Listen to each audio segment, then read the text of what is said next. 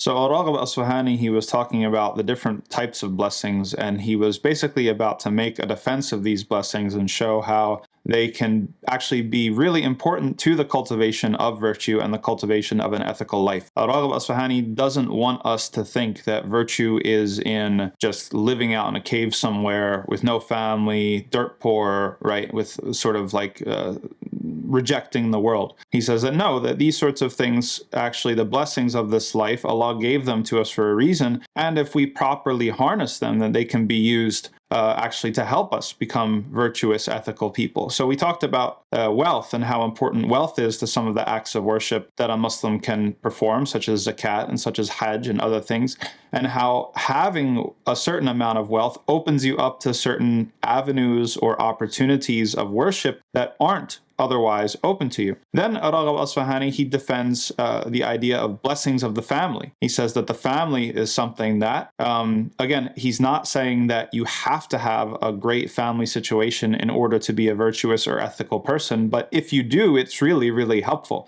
We shouldn't reject it out of hand in this sort of antagonistic or oppositional thinking. And he always backs up his opinions and his kind of insights with the Quran. He talks about Lut alayhi salam, about how when his people were banging down the door and trying to get to his guests, which were the angels, because they wanted to commit heinous acts with them, what does he say? He says, if only I had some sort of usba, if only I had some sort of family, strong family, or some sort of rukn shadid, something that I could rely upon. And so from this ayah, we understand that having family and having people in your corner actually are a tremendous blessing and a tremendous benefit. And they can help you if someone's trying to trample on your rights or if someone's trying to do something bad to you. Having an extensive family and a virtuous family is actually really, really important. Family is also kind of it's an extension of your own self, right? Your eyes and your ears and your network and your people you know. How many times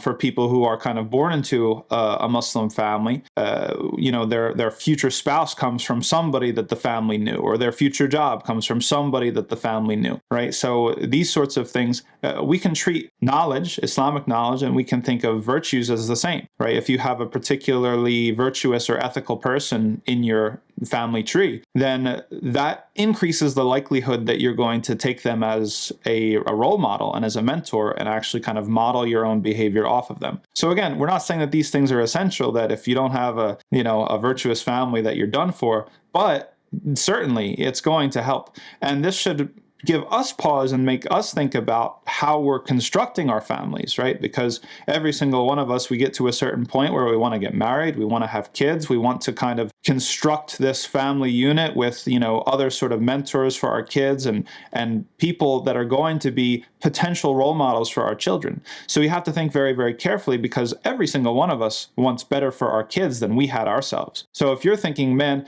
it's like, yeah, I had maybe a big family, but I didn't really have anybody that was particularly virtuous or ethical that I could look up to. I had to kind of figure out things the hard way and do it all myself. Then you should try to put your kids in a better situation where you're kind of constructing you're building your team, right? You're kind of having these people around you and around your kids who are virtuous people, that it's going to make it a lot easier for your children to have to grow into a virtuous and an ethical person.